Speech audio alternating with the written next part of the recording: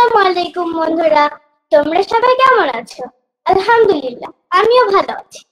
Kids creation টিভির পক্ষ থেকে সবাইকে অভিনন্দন। সেই সাথে আমন্ত্রণ জানাচ্ছি শিশুদের জন্য প্রশ্ন উত্তরমূলক অনুষ্ঠান মাথায় কত প্রশ্ন আসে দেখার জন্য। বন্ধুরা, একটা বিষয় কি তোমরা খেয়াল করেছো? আমাদের শিক্ষকগণ, আমাদের গুরুজনেরা একটা কথা কিন্তু প্রায়ই বলে যে শিশুদের মন নাকি খুব আগ্রহপ্রবণ হয়। হাজারটা প্রশ্ন আমাদের মাথায় ঘুরপাক খায়। কখনো এটা জানতে চাই, কখনো সেটা জানতে চাই। আমি তো মনে মনে মহাকাশ, মহাসাগর থেকে শুরু করে গাছের পাতা পর্যন্ত ঘুরে বেড়াই। তোমাদেরও নিশ্চয়ই তেমনটিই হয়। হ্যাঁ বন্ধুরা, আমাদের এই শিশু মনের হাজার প্রশ্নের উত্তর দিতে আজ আমাদের সঙ্গে উপস্থিত আছেন শাইখ শাহ মোহাম্মদ ওয়ালিউল্লাহ, খতিব সুবহানগঞ্জ জামে মসজিদ ধানমন্ডি। আসসালামু আলাইকুম শাইখ, আপনি কেমন আছেন? আসসালামু আলাইকুম ওয়া রাহমাতুল্লাহি ওয়া বারাকাতুহু। আলহামদুলিল্লাহি রাব্বিল আলামিন, আমরা ভালো আছি। আর আমাদের অনুষ্ঠান যারা দেখছেন, যারা শুনছেন, তারাও সবাই ভালো আশা করি। আল্লাহ তাআলা মেহেরবানিতে সবাই ভালো আছি, আলহামদুলিল্লাহি রাব্বিল আলামিন। এছাড়া আমাদের সঙ্গে অনলাইনে যুক্ত আছেন মাহমুদুল হাসান আরিক, সাফওয়ান আল জারির খান, হাফসা আনোয়ার সিন্তা, হাফসা আহনা বিন নজরুল এবং এস এম মুবিন। উপস্থাপনায় আমি আছি জাইভা মুনচালি। তো দর্শক, আর কথা না বাড়িয়ে প্রশ্ন উত্তর করবে চলে যাবে। প্রথমে প্রশ্ন করবে মাহমুদুল হাসান আরিক। আসসালামু আলাইকুম ওয়া রাহমাতুল্লাহি ওয়া বারাকাতুহু। ওয়া আলাইকুম আসসালাম ওয়া রাহমাতুল্লাহি ওয়া বারাকাতুহু। স্যার কেমন আছেন? জি আলহামদুলিল্লাহি রাব্বিল আলামিন। আপনি কেমন আছেন? আলহামদুলিল্লাহ। আমার প্রথম প্রশ্ন হলো, পবিত্র কুরআনুল কারীম কিভাবে নাযিল হয়েছিল? মাশাআল্লাহ। জি, আমরা বুঝতে পেরেছি প্রশ্ন। এর জবাব হলো আল কোরআন আল কারীম আল্লাহ সুবহানাহু ওয়া তাআলার কালাম। রব্বুল আলামিন আল কোরআন আল কারীমকে আমাদেরকে সৃষ্টি করার তথা পৃথিবী এবং আকাশ সবকিছু সৃষ্টি করার 50,000 বছর আগে লৌহে মাহফুজে লিখে রেখেছেন। যে কারণে কোরআন নিজেই বলেছে বাল হুয়া কোরআনুম মাজিদ ফি লৌহিম মাহফুজ। 7 আকাশের উপরে সংরক্ষিত ফলকে আল্লাহ তাআলা কোরআন আল কারীম লিখে রেখেছেন। ওই আল কোরআন আল কারীম আমাদের কাছে নাজিল হয়েছে মৌলিক 2টি ধারায়। 1 নাম্বার, আল্লাহ সুবহানাহু ওয়া তাআলা 7 আকাশের উপরে লৌহে মাহফুজ থেকে নাজিল করেছেন দুনিয়ার আকাশে বাইতুল ইজ্জত নামক মসজিদে, এবং এটা লাইলাতুল কদরে। আল্লাহ তাআলা বলেন ইন্না আনজালনাহু ফি লাইলাতুল কদর। 114টি সূরার 30 পারার কোরআন আল কারীম লৌহে মাহফুজ থেকে একত্রে একসাথে নাজিল হয় দুনিয়ার আকাশের বাইতুল ইজ্জত নামক মসজিদে। আর পাশাপাশি ওই বাইতুল ইজ্জত নামক মসজিদ থেকে রাসূলুল্লাহ সাল্লাল্লাহু তাআলা আলাইহি ওয়াসাল্লামের জীবনের দীর্ঘ 23 বছর 6 মাসে, চান্দ্র বছরে রাসূলুল্লাহ সাল্লাল্লাহু আলাইহি ওয়াসাল্লামের জীবনের 23 বছর 6 মাসে প্রয়োজনে প্রশ্নের জবাবে আল্লাহ তাআলার নির্দেশাবলী জানিয়ে, ঘটনাবলী জানিয়ে ধীরে ধীরে অল্প অল্প করে নাজিল হয়েছে। এই 2 ভাবে নাজিল হয়েছে আল কোরআন আল কারীম। তবে এই 2 ভাবে নাজিল হওয়ার সূচনা হয়েছে একটি রাত্রিতে, যার নাম লাইলাতুল কদর। আল্লাহ তাআলা এই একটি ছোট্ট সূরার মাধ্যমে কোরআন আল কারীমের 2 ভাবে নাজিল হওয়ার সূচনাকে আমাদের সামনে জানিয়েছেন এবং বলেছেন কোরআন নাজিলের ওই রাত্রিটা 1000 মাসের চেয়ে উত্তম। ধন্যবাদ ভাইয়া তোমাকে চমৎকার প্রশ্ন করার জন্য। এরপরে প্রশ্ন করবে সাফওয়ান আল জারির খান। আসসালামু আলাইকুম স্যার। জি ওয়া আলাইকুম আসসালাম। সাফওয়ান, ভালো আছেন? Yes sir. আপনি কেমন আছেন? আলহামদুলিল্লাহ রাব্বিল আলামিন। প্রশ্ন করেন। স্যার, কুরবানির ইতিহাস কি? মাশাআল্লাহ। কুরবানির ইতিহাস আল কোরআন আল কারীমে 3টি ইতিহাস কুরবানির আল্লাহ তাআলা উল্লেখ করেছেন। 3টি কুরবানির ইতিহাস। 1 নাম্বার, আল্লাহ তাআলা উল্লেখ করেছেন আদম আলাইহিস সালামের 2 পুত্র, একজনের নাম ছিল হাবিল, আরেকজনের নাম কাবিল। তো এই 2 জনের মধ্যে একটা বিষয়ে প্রতিযোগিতা তৈরি হয়েছিল, মতান্তর তৈরি হয়েছিল। কে সত্যের উপরে প্রতিযোগিতায় বিজয়ী তা নিশ্চিত হওয়ার জন্য আদম আলাইহিস সালাম আদেশ করেছিলেন তার দুই পুত্রকে কুরবানি করার জন্য। আর তখন হাবিল তিনি কুরবানি দিয়েছেন, কাবিল তিনিও কুরবানি দিয়েছেন, কিন্তু তখন কুরবানি কবুল হওয়ার প্রমাণ ছিল আকাশ থেকে আগুন এসে কুরবানি জ্বালিয়ে দিত।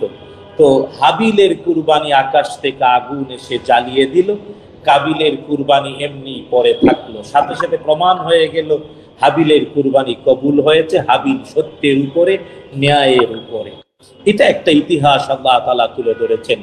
দ্বিতীয় কুরবানির ইতিহাস, ইব্রাহিম আলাইহিস সালাতু ওয়াস সালাম তার পুত্র ইসমাঈল আলাইহিস সালামকে আল্লাহ তাআলার নির্দেশে কুরবানি করতে চাইলেন, কারণ তিনি স্বপ্নে দেখলেন আল্লাহ তাআলার জন্য তিনি তার সবচেয়ে প্রিয় বস্তুকে কুরবানি করছেন। ইব্রাহিম আলাইহিস সালাম খুঁজে পেলেন বৃদ্ধ বয়সে তার স্ত্রী হাজের আলাইহিস সালাম তার গর্ভ থেকে জন্ম নেয়া নবী ইসমাঈল আলাইহিস সালাম তার সর্বশ্রেষ্ঠ ভালোবাসার পাত্র। তাই পিতা পুত্র দুজনে মিলে আল্লাহর জন্য আগালেন। পিতা চাইলেন কুরবানি করতে, পুত্র বললেন ইয়া আবাতি ইফআল মা তুমার সাতাজিদুনি ইনশাআল্লাহু মিনাস সাবিরিন। হে আমার পিতা, আপনি যা আদিষ্ট হয়েছেন দ্রুত তা করুন, আমি অবশ্যই ধৈর্যশীল হিসেবে আপনি পাবেন।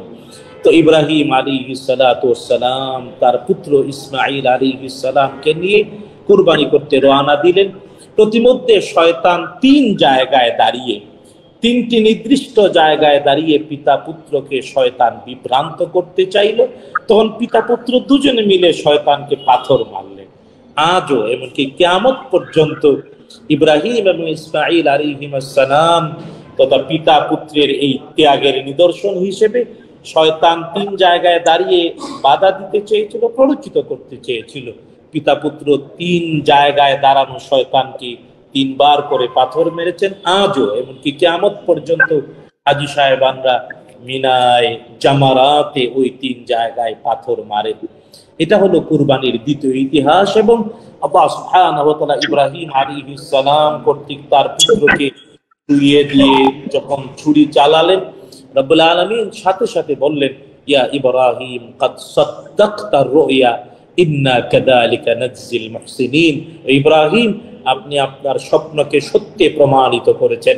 হ্যাঁ, এরপরে আল্লাহ তাআলা জিবরিল আলাইহিস সালাম আকাশের ফেরেশতার মাধ্যমে একটি দুম্বা পাঠালেন, আর পিতা পুত্র দুজনে ওয়াফাদাইনাহু বিযিবহিন আযীম। আল্লাহ বলেন সূরাতুল আম্বিয়াতে যে আকাশ থেকে ফেরেশতা নিয়ে আসা দুম্বাটা পিতা পুত্র জবাহ করলেন। ওয়া তারাকনা আলাইহি ফিল আখিরিন। আর হ্যাঁ, এই বাস্তবতায় কিয়ামত পর্যন্ত বিশ্বাসীদের জন্য কুরবানি আল্লাহ তাআলা বিধিবদ্ধ করে দেন। তো ইব্রাহিম আলাইহিস সালামের কুরবানি ইসমাঈল আলাইহিস সালামকে করার আগ পর্যন্ত কুরবানি কবুলের প্রমাণ ছিল আকাশ থেকে আগুন এসে জ্বালিয়ে ফেলত, কিন্তু ইব্রাহিম আলাইহিস সালামের সময় থেকে কুরবানি আর আগুন জ্বালায় না, বরং ওই কুরবানি আল্লাহ তাআলা আমাদের জন্য, ঈমানদারদের জন্য তার পক্ষ থেকে হাদিয়া করে দেন। তাই কুরবানির গোশত নিজেরা খেতে হয়। আর হ্যাঁ, যারা হাত পেতে চায় না নীরবভাবে তাদেরকে দিতে হয়, আর যারা হাত পেতে চায় তাদেরকেও দিতে হয়। এই জন্য মুস্তাহাব হলো কুরবানির গোশত তিন ভাগ করা, এক ভাগ নিজে, আর এক ভাগ আত্মীয় স্বজন যারা চায় না তাদেরকে, আর যারা চায় ঘুরে ফিরে জানচা করে তাদেরকে দেয়া। এই দ্বিতীয় একটা ইতিহাস আল্লাহ তাআলা কোরআনুল কারীমে তুলে ধরেছেন। ব্যাপকভাবে এই ইতিহাসটা বেশি চর্চা হয়। তবে তৃতীয় আরেকটা ইতিহাস আল কোরআনুল কারীমে আল্লাহ তাআলা তুলে ধরেছেন, তা হলো আমাদের প্রিয়তম হাবিব, সর্বশেষ এবং সর্বশ্রেষ্ঠ রাসূল মুহাম্মদুর রাসূলুল্লাহ সাল্লাল্লাহু তাআলা আলাইহি ওয়াসাল্লামকে আল্লাহ তাআলা আমাদের এই মা মারিয়া কিবতিয়া রাদিয়াল্লাহু তাআলা আনহার গর্ভে একজন পুত্র সন্তান দিয়েছিলেন। বিশ্বনবী সাল্লাল্লাহু আলাইহি ওয়াসাল্লাম তার নাম রেখেছিলেন ইব্রাহিম। কিন্তু রাসূলুল্লাহ সাল্লাল্লাহু আলাইহি ওয়াসাল্লামের এই পুত্র ইব্রাহিম শৈশবে মদিনায় ইন্তেকাল করেন, পৃথিবী থেকে বিদায় নেন। নবীজি সাল্লাল্লাহু আলাইহি ওয়াসাল্লাম তাকে দাফন করতে গিয়ে অজুর ধারায় পবিত্র চক্ষু মুবারক থেকে দাড়ি মুবারক বেয়ে বেয়ে অশ্রু পড়ছিল।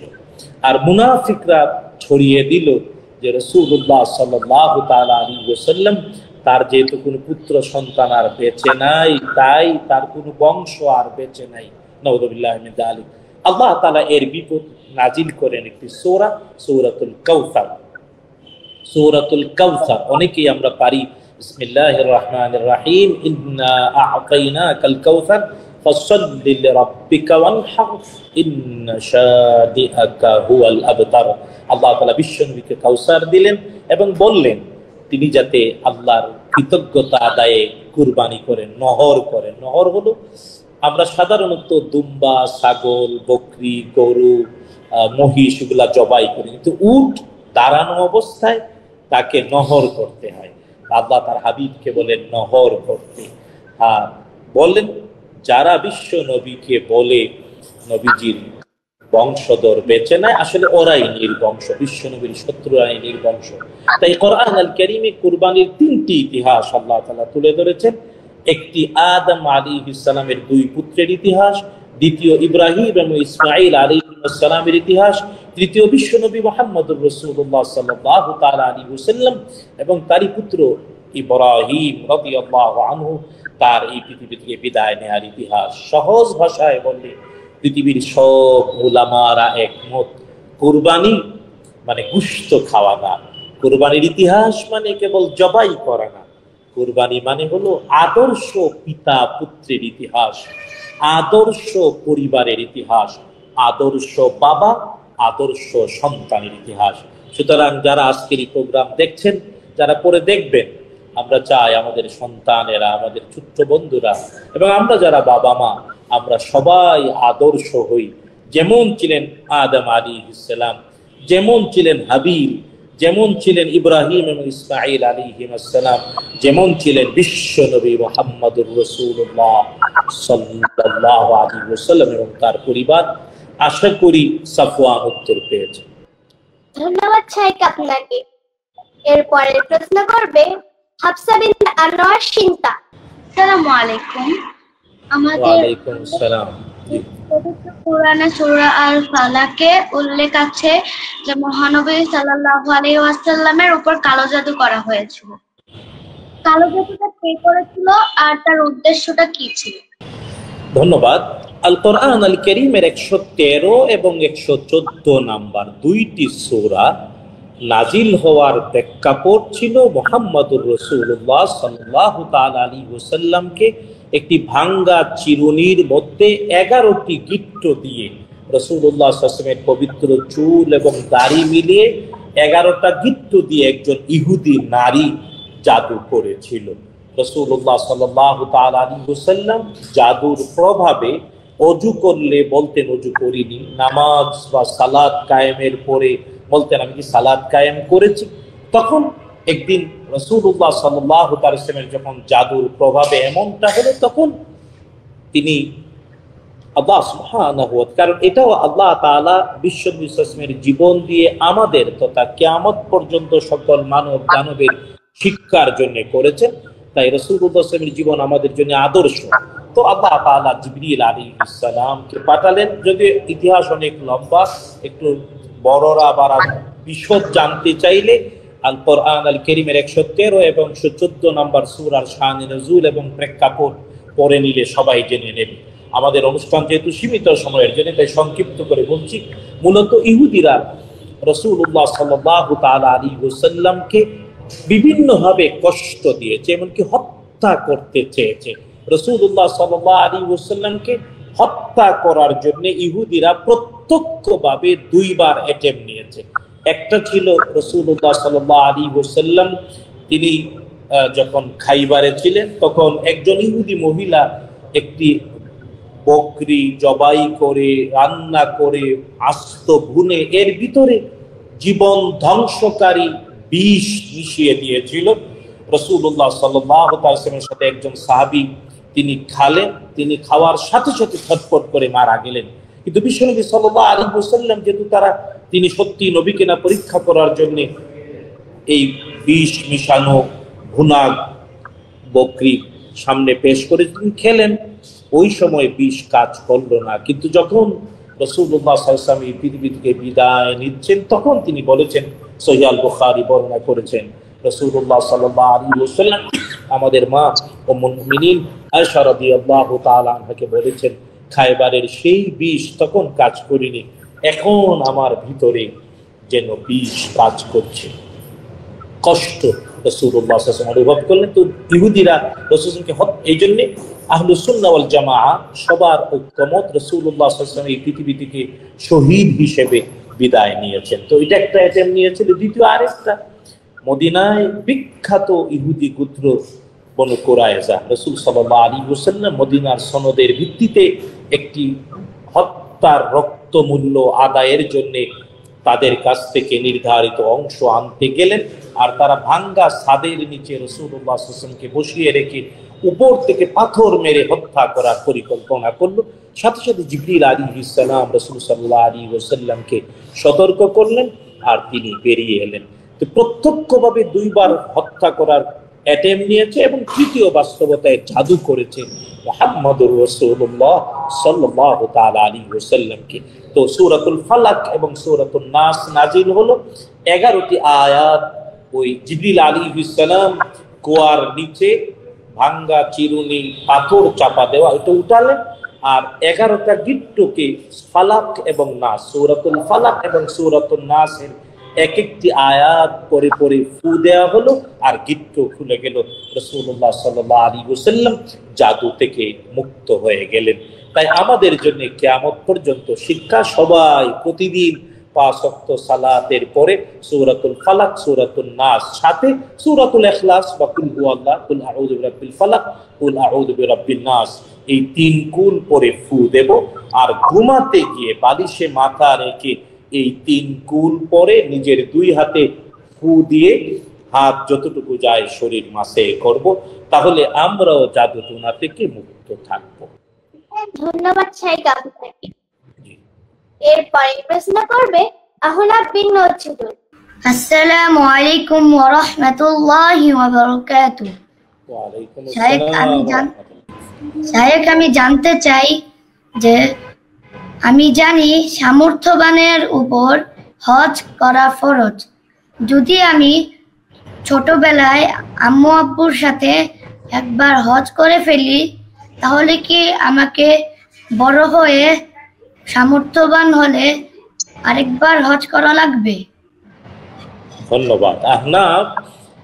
হজ ফরজ হওয়ার জন্য মৌলিক 4টি শর্ত। 1 নাম্বার মুসলিম হওয়া, 2 নাম্বার প্রাপ্ত বয়স্ক হওয়া, 3 নাম্বার সুস্থ বিবেক সম্পন্ন হওয়া, 4র্থ আর্থিক সামর্থ্যবান হওয়া। তাই অপ্রাপ্ত বয়স্ক ছেলে মেয়েরা তারা যদি হজ করে, তাহলে যাদের সাথে, যাদের টাকা পয়সায়, যাদের পৃষ্ঠপোষকতায় অপ্রাপ্ত বয়স্করা হজ করবে, হজের সওয়াবটা তাদের অ্যাকাউন্টে আল্লাহ তাআলা দেবেন। তাই প্রাপ্তবয়স্ক হওয়ার পরে অবশ্যই নিজের হজটা করতে হবে। প্রসঙ্গত আরেকটা কথা বলি, আমাদের দেশে এখন নাই, এক সময়ে ছিল পৃথিবীতে, এখনো আমেরিকাতে আছে, যে মানুষ ক্রয় বিক্রয় হয়, দাস। যারা এমন ক্রয় বিক্রয় হয়, পরাধীন দাস, তারাও যদি হজ করে, কিন্তু সে স্বাধীন হওয়ার পরে সামর্থ্যবান হলে তাকে আবার হজ করতে হবে। সুতরাং অপ্রাপ্ত বয়স্ক শিশু, নারী, ছেলে মেয়ে, অপ্রাপ্ত বয়স্করা যদি হজ করে, তার ফরজ হজ আদায় হবে না। বালেগ হওয়ার পরে তাকে অবশ্যই আবার হজ করতে হবে। আমরা যদি প্রাপ্তবয়স্ক হলেও আম্মু আব্বুর সাথে হজ করি, তাহলেও কি বড় হয়ে হজ করা লাগবে? প্রাপ্তবয়স্ক হয়ে মা বাবা, তুমি যখন বালেগ হয়ে মা বাবার সাথে হজ করবা, জীবনে একবার হজ করলে তার ফরজটা ভবিষ্যতে ফরজ হবে, তাই অ্যাডভান্স আদায় হয়ে যায়। সুতরাং তুমি বালেগ হয়ে, তুমি অ্যাডাল্ট হয়ে যখন মা বাবার সাথে হজ করবে, তখন তোমার ফরজটা আদায় হয়ে গেল। তারপর নিজে সামর্থ্যবান হলে আবার তুমি করতে পারো, এটা নফল। জীবনে একবারই ফরজ, শর্ত অ্যাডাল্ট হওয়া, প্রাপ্তবয়স্ক। জাযাকাল্লাহু খাইরান। বারাকাল্লাহু ফিক। ধন্যবাদ শাইখ আপনাকে চমৎকার প্রশ্নের উত্তর দেওয়ার জন্য। এরপরে প্রশ্ন করবে এস এম মুবিন। আসসালামু আলাইকুম, আমি এস এম মুবিন।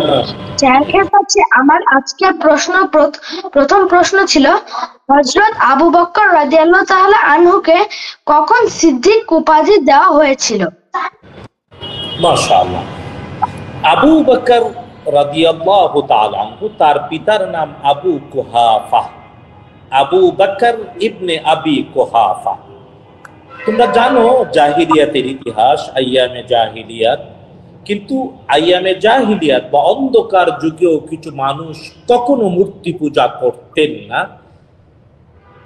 ইব্রাহিম আলাইহিস সালামের রেখে যাওয়া দ্বীন হানিফের উপরে তারা প্রতিষ্ঠিত ছিলেন। তাদের অন্যতম ছিলেন আবু কুহাফার পুত্র আবু বকর, এবং আবু কুহাফা নিজেও হানিফ ছিলেন। আবু বকর সিদ্দিক তিনিও হানিফ ছিলেন, কিন্তু তিনি মুহাম্মদুর রাসূলুল্লাহ সাল্লাল্লাহু তাআলা আলাইহি ওয়াসাল্লামের দাওয়াতে ইসলাম কবুল করেন একেবারে ইসলামের সূচনাতে। কিন্তু রাসূলুল্লাহ সাল্লাল্লাহু তাআলা আলাইহি ওয়াসাল্লাম তিনি যখন নবুয়তের 10ম বছরে, যে বছরে রাসূলুল্লাহ সাল্লাল্লাহু আলাইহি ওয়াসাল্লামের চাচা আবু তালেব মৃত্যুবরণ করেন, এবং যে বছরে রাসূলুল্লাহ সাল্লাল্লাহু তাআলা আলাইহি ওয়াসাল্লামের প্রিয়তমা স্ত্রী, আমাদের মা, কিয়ামত পর্যন্ত মুসলিম নারী পুরুষের মা খাদিজাতুল কুবরা রাদিয়াল্লাহু তাআলা আনহা ইন্তেকাল করেন, এই বছরটাতে রাসূলুল্লাহ সাল্লাল্লাহু আলাইহি ওয়াসাল্লাম সারা বছর চিন্তিত ছিলেন। যে কারণে ইসলামের ইতিহাসে এই বছরকে বলা হয় আমুল হুজন বা চিন্তার বছর। আল্লাহ সুবহানাহু ওয়া তাআলা তখন মুহাম্মদুর রাসূলুল্লাহ সাল্লাল্লাহু তাআলা আলাইহি ওয়াসাল্লামকে তার চিন্তা বিদূরিত করার জন্য এবং আল্লাহর জগৎ সৃষ্টির ঊর্ধ্ব জগৎ চর্মচক্ষে দেখানোর জন্য, এমনকি সালাত বা নামাজ ফরজ করার জন্য 7 আকাশের উপরে রাসূলুল্লাহ সাল্লাল্লাহু আলাইহি ওয়াসাল্লামকে নিয়ে যান। আর এই 7 আকাশে ভ্রমণ করার জন্য তিনি দুনিয়ায় মক্কাতুল মুকাররমার মসজিদুল হারামের আঙ্গিনা থেকে ফিলিস্তিনের মসজিদুল আকসা পর্যন্ত দুনিয়ায় ভ্রমণ করেন বুরাকের উপরে বিদ্যুতের গতিতে, আর মসজিদুল আকসা থেকে আকাশ যানে করে 7 আকাশের উপরে যান মুহাম্মদুর রাসূলুল্লাহ সাল্লাল্লাহু তাআলা আলাইহি ওয়াসাল্লাম। হ্যাঁ, ফিরে আসেন, তবে এর মধ্যে রাসূলুল্লাহ সাল্লাল্লাহু তাআলা আলাইহি ওয়াসাল্লামের সম্মানে মসজিদুল আকসাতে পৃথিবীতে গিয়ে এরই মধ্যে মৃত্যুবরণ করা 1,23,998 জন নবী যারা মৃত্যুবরণ করেছেন তারা উপস্থিত হলেন। আর একজন যিনি মৃত্যুবরণ করেননি, এমনকি আকাশে, ঈসা ইবনে মারইয়াম আলাইহিস সালাম, তিনিও উপস্থিত হলেন। আর রাসূলুল্লাহ সাল্লাল্লাহু আলাইহি ওয়াসাল্লাম মিলে 1,24,000। তো 1,24,000 নবী এবং রসুলের সম্মিলন ঘটল মসজিদুল আকসাতে। ইমাম হলেন মুহাম্মদুর রাসূলুল্লাহ সাল্লাল্লাহু আলাইহি ওয়াসাল্লাম, আর 1,23,999 জন হলেন মুক্তাদি। এই যে এর নাম ইসরা এবং মেরাজ। রাসূলুল্লাহ সাল্লাল্লাহু তাআলা আলাইহি ওয়াসাল্লাম মক্কা থেকে ফিলিস্তিন গেলেন, এর নাম ইসরা, আর ফিলিস্তিনের মসজিদুল আকসা থেকে 7 আকাশ ভ্রমণ করে আসলেন, এর নাম মেরাজ। করে ফিরে এসে তিনি মক্কাতুল মুকাররমায় পৌঁছে তিনি বললেন যে আমি আজ রাতের শেষাংশে জিবরিল আলাইহিস সালামের সাথে বিদ্যুতের গতি সম্পন্ন একটি বাহন, যা ঘোড়ার চেয়ে খাটো, গাদার চেয়ে বড়, সাদা ধবধবে, এমন বাহনে ছোঁয়ার হয়ে বিদ্যুতের গতিতে মক্কাতুল মুকাররমার মসজিদুল হারামের আঙ্গিনা থেকে ফিলিস্তিনের মসজিদুল আকসায় গিয়েছি। ওখানে সকল নবীদের জামাতে ইমামতি করে 7 আকাশ ভ্রমণ করে সালাত সহ ফিরে এসেছি। রাসূলুল্লাহ সাল্লাল্লাহু তাআলা আলাইহি ওয়াসাল্লামের এই কথা শুনে তৎকালীন মক্কার দুষ্ট দুরাচারী কাফের মুশরিকরা বিভিন্ন ধরনের কথা বলল। তখন আবু জেহেল, যার নাম আমর বিন হিশাম, যাকে আবুল হেকাম বলা হতো, কিন্তু রাসূলুল্লাহ সাল্লাল্লাহু আলাইহি ওয়াসাল্লামের প্রতি ইসলাম এর দাওয়াত প্রত্যাখ্যান করার পর থেকে তার নাম আবু জেহেল, মূর্খের বাবা। সে তখন বলল যে হ্যাঁ, কারণ আবু বকর সিদ্দিক তখন রাসূল সাল্লাল্লাহু আলাইহি ওয়াসাল্লামের সংবাদ শুনেননি, কারণ তিনি তার বাড়িতে আর নামাজ ফরজ তখনও হয়নি, কারণ সবার কাছে রাসূলুল্লাহ সাল্লাল্লাহু আলাইহি ওয়াসাল্লামের সংবাদ পৌঁছাচ্ছে। তিনি ফিরে এলেন আর সকালবেলা তখন আবু জেহেল আমর বিন হিশাম, সে আবু কুহাফার পুত্র আবু বকর রাদিয়াল্লাহু তাআলা আনহু, তার দরজায় দৌড়ে গিয়ে বলল, তুমি যাকে রসুল বলে মানো, নবী বলে মানো, জানো তিনি বলেছে রাতের অল্প সময়ে তিনি মক্কা থেকে ফিলিস্তিন, আবার ফিলিস্তিনের মসজিদুল আকসা থেকে 7 আকাশ ভ্রমণ করে আবার ফিরে এসেছে, তুমি কি মানো? আবু বকর তখন বললেন, আচ্ছা আবু জেহেল, তুমি কি সত্যি বলছো? তখন আবু জেহেল বলল, অনেক মিথ্যা বলতে পারি কিন্তু এটা সত্য বলছি। তখন আবু জেহেলের মুখে রাসূলুল্লাহ সাল্লাল্লাহু তাআলা আলাইহি ওয়াসাল্লামের ইসরা এবং মেরাজের সত্য বিবরণ শুনে তিনি বললেন, নবীজি বলে থাকলে আমি মেনে নিলাম তিনি সত্য বলেছেন। তারপরে এলেন রাসূলুল্লাহ সাল্লাল্লাহু আলাইহি ওয়াসাল্লামের কাছে, এসে জিজ্ঞেস করেন আবু জেহেল এইভাবে বলেছে। নবীজি বললেন, হ্যাঁ সত্যি এইভাবে। তখন রাসূলুল্লাহ সাল্লাল্লাহু আলাইহি ওয়াসাল্লাম বললেন, তুমি যেহেতু মৃত্যুকের মুখ থেকে সত্য সংবাদ শুনেও তা সত্য বলে মেনে নিয়েছো, তাই তুমি সিদ্দিক। ওই মুহূর্ত থেকে আবু কুহাফার পুত্র আবু বকর, ওনার লকব বা উপাধি হলো সিদ্দিক। জাযাকাল্লাহু খাইরা, ধন্যবাদ আপনাকে। দ্বিতীয় পর্বে চলবে। দ্বিতীয় পর্বের প্রথম প্রশ্ন করবে মাহমুদুল হাসান আরিফ। ওর সাউন্ড শোনা যাচ্ছে না। আমার দ্বিতীয় প্রশ্ন হলো, কত বছর বয়সে আমাদের জন্য নামাজ ফরজ করা হয়েছে? মাশাআল্লাহ, খুবই ধন্যবাদ। রাসূলুল্লাহ সাল্লাল্লাহু তাআলা আলাইহি ওয়াসাল্লাম তোমারই প্রশ্নের জবাবে বলেছেন আমাদেরকে, তোমার আম্মু আব্বুকে নবীজি বলেছেন, মুরু আওলাদাকুম বিসসালাতি ওয়া হুম আবনাউ 7 সিনিন, আদেশ করো ছেলে মেয়েকে সালাতের জন্য যখন বয়স হয় 7 বছর বয়সে সালাতের জন্য ছেলে মেয়েকে আদেশ করো। রাসূলুল্লাহ সাল্লাল্লাহু আলাইহি ওয়াসাল্লাম এই বলে থামেননি, বরং পরে বললেন, ওয়াদরিবুহুম বিল আশার, 10 বছর বয়সে যদি কেউ সালাত কায়েম না করে তাহলে শাসন করো। তাই বয়স হিসেবে 7 বছর বয়স থেকে সালাতের অভ্যাস গড়ে তুলতে হবে, আব্বু আম্মুর সাথে সালাত আদায় করতে হবে, মসজিদে আসতে হবে। হ্যাঁ, আর 10 বছরে ছেড়ে দেয়া যাবে না। 10 বছরে সালাত ছেড়ে দিলে নবীজি সাল্লাল্লাহু আলাইহি ওয়াসাল্লাম শাসন করতে বলেছেন। সুতরাং আব্বু আম্মুর পেটের বাড়ির ভয় না, আল্লাহর ভয়তে আমরা সালাত কায়েম করব। 10 বছর বয়সে আর কখনো ছেড়ে দেব না। ধন্যবাদ। এরপরে প্রশ্ন করবে সাফওয়ান আল জারির খান। ফিলিস্তিনি নিপীড়িত শিশুদের জন্য আমাদের কি করণীয়? মাশাআল্লাহ, মাশাআল্লাহ। আসলে আল্লাহ সুবহানাহু ওয়া তাআলা কোরআন আল কারীমে বলেছেন, প্রত্যেক ঈমানদার পরস্পর ভাই ভাই, ইন্নামাল মুমিনুনা ইখওয়া, আমরা আপন ভাই বোন সকল ঈমানদার। বিশ্বনবী সাল্লাল্লাহু আলাইহি ওয়াসাল্লাম বলেছেন, ঈমানদাররা এক দেহের মতো, ওয়ান বডি, জাসাদুন ওয়াহিদ। সুতরাং ফিলিস্তিনের নির্যাতিত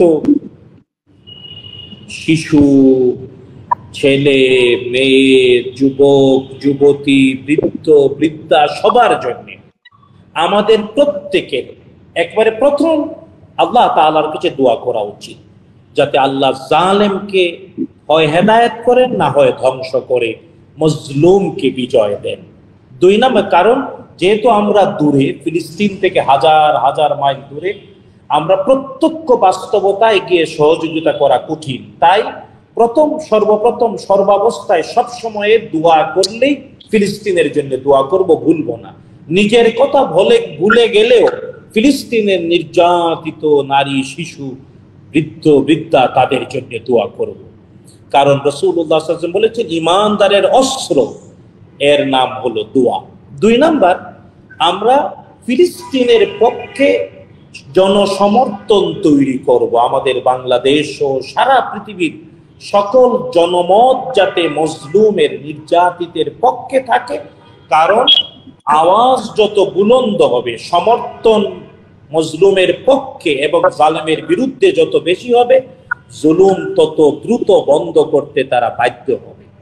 3 নাম্বার, সুযোগ থাকলে টাকা পয়সা দিয়ে আমরা সহযোগিতা করব।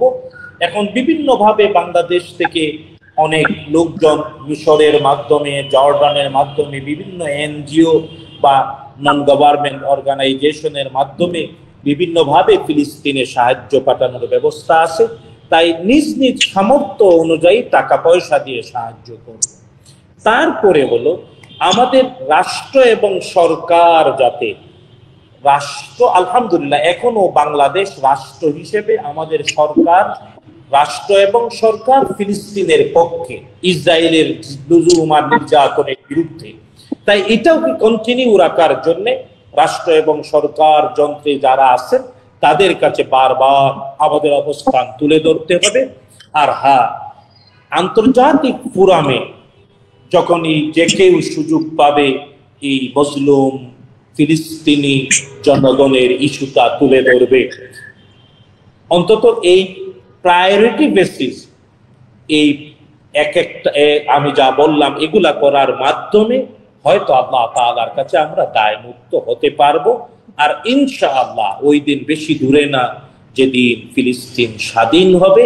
কারণ এরই মধ্যে সারা পৃথিবীতে মজলুম ফিলিস্তিনের পক্ষে আওয়াজ উঠেছে, আর জালেমরাও এরই মধ্যে বিভিন্নভাবে কুণ্ঠাসা হতে শুরু করেছে।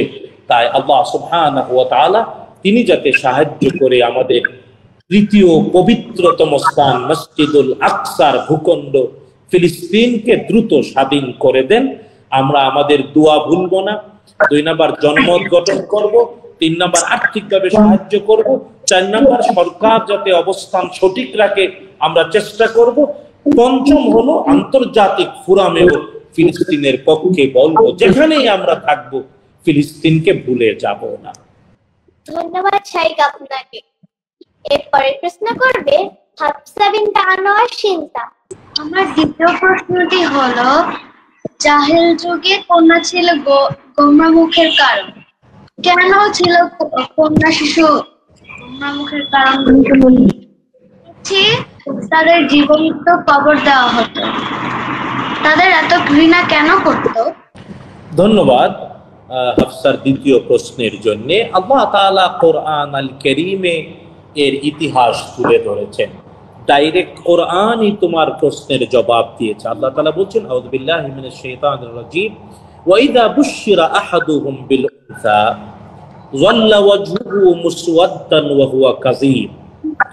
যখনই কোনো পিতাকে এই সংবাদ দেয়া হতো তোমার একটা কন্যা সন্তান জন্মগ্রহণ করেছে, তখন তার চেহারাটা কালো হয়ে যেত। যাল্লা ওয়াজহুহু মুসওয়াদ্দান, চেহারা কালো হয়ে যেত, ওয়া হুয়া কাযীম, এবং সে রাগে ফেটে পড়ত। আল্লাহ তাআলা বলছেন, সে কাপড় দিয়ে চেহারা ঢেকে দিত এবং বলতো, আয়ুমসিকুহু আলা হুনিন আম ইয়াদুসুহু ফিত তুরাব, আমি কি লুকলজ্জা বয়ে বয়ে মেয়েকে বাঁচতে দেব নাকি মাটিতে পুঁতে দেব? তো আল্লাহ তাআলা এই করুণ ইতিহাসটা তুলে ধরেছেন। এর কারণ, ওই সমাজে নারীদের কোনো অধিকার ছিল না, মর্যাদা ছিল না। যেমন ইসলাম নারীদেরকে মর্যাদা দিয়েছে, অধিকার দিয়েছে। কিভাবে? যেমন ইসলাম বলেছে একজন নারী সে জন্ম নেয়া মাত্র তার পিতার সম্পত্তিতে সম্পদ পাবে।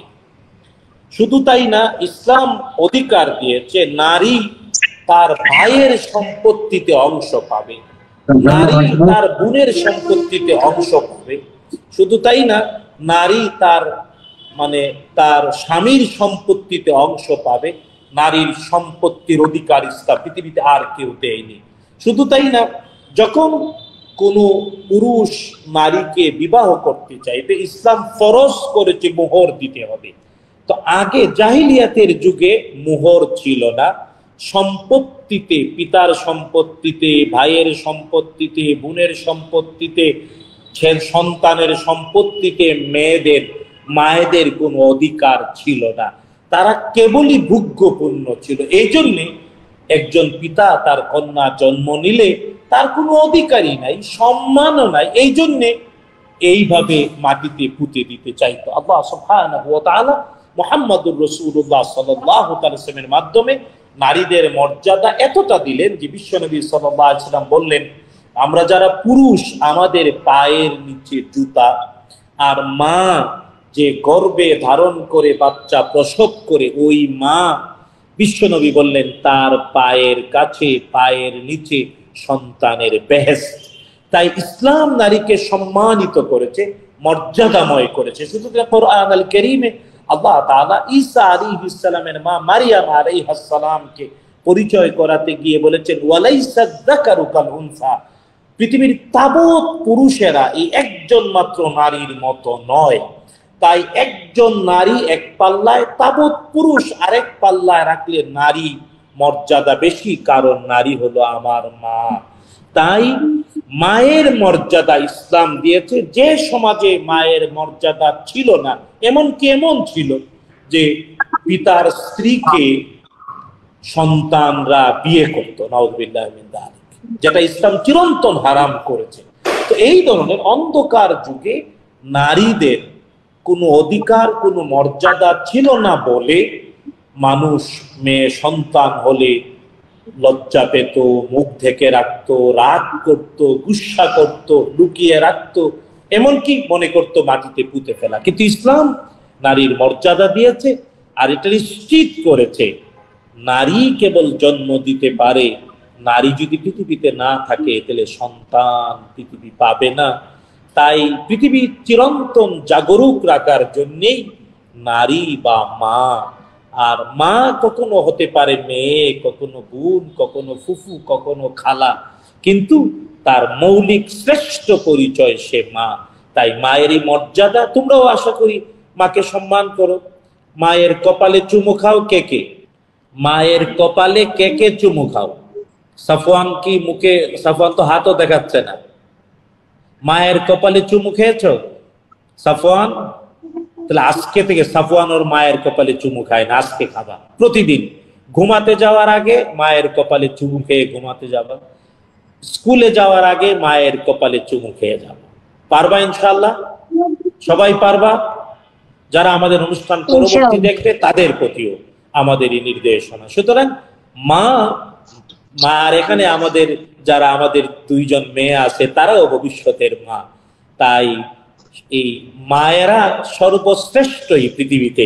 তাই মায়েদের মর্যাদা, নারীর মর্যাদা ইসলাম প্রতিষ্ঠা করেছে। জাহিলিয়াতের যুগে মর্যাদাটা ছিল না বলে এমনটা ছিল। আমরা এখন নারীর মর্যাদা প্রতিষ্ঠিত এই পৃথিবীতে কোরআন আর সুন্নাহ দিয়েছে। যদিও অনেক মায়েরা, মেয়েরা ইসলাম কর্তৃক প্রদত্ত এই অধিকার, এই মর্যাদা বুঝে না, জানে না।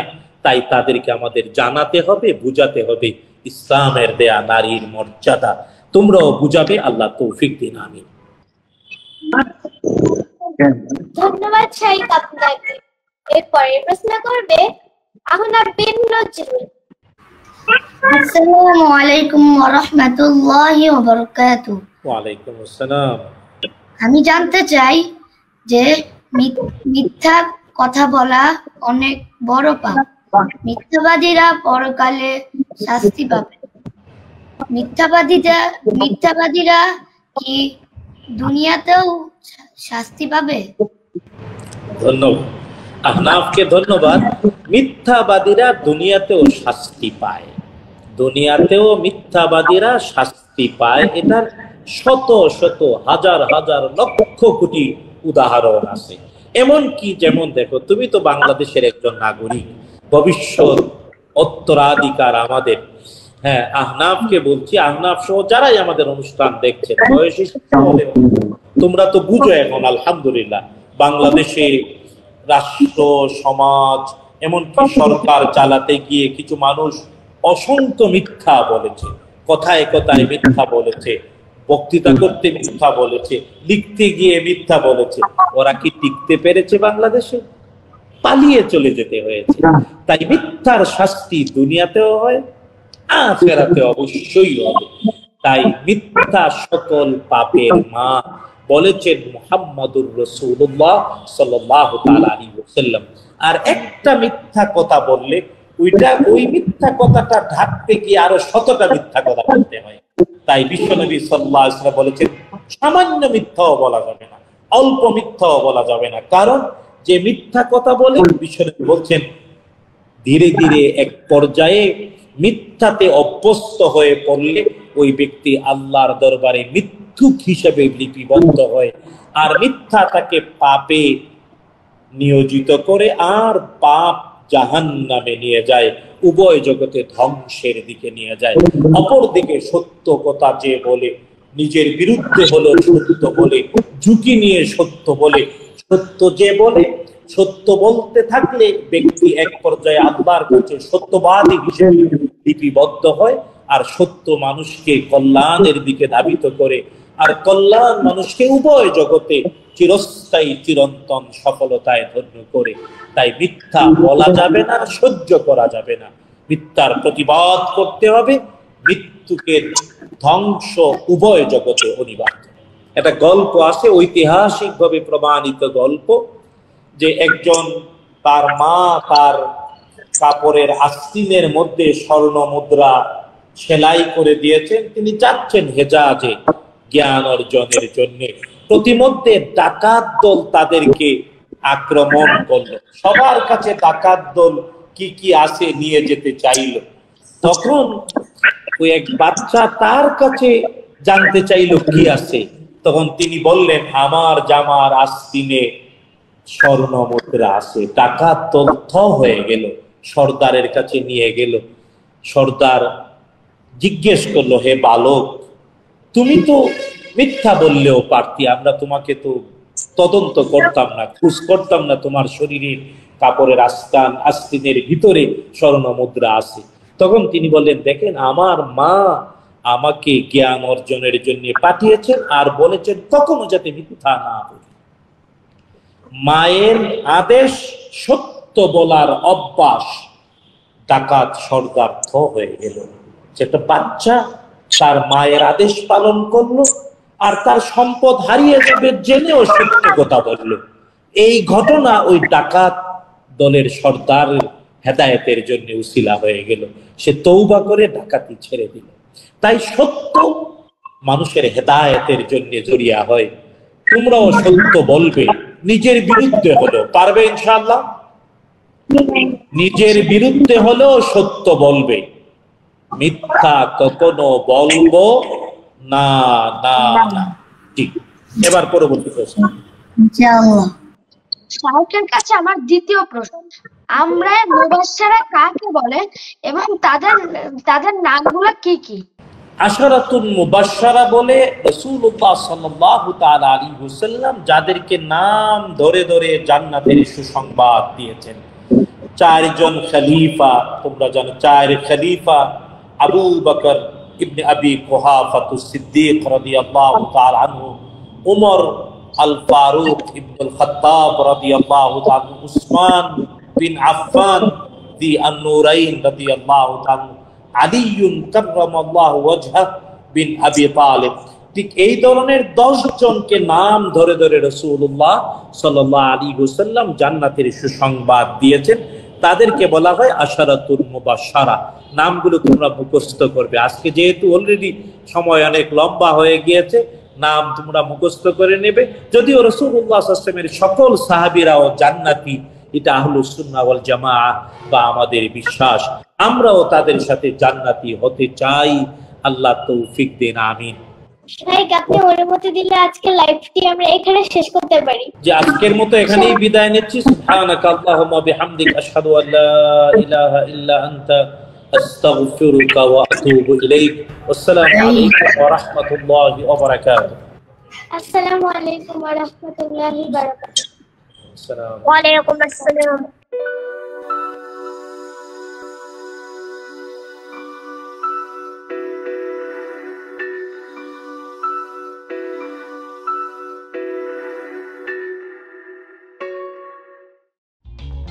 For more updates,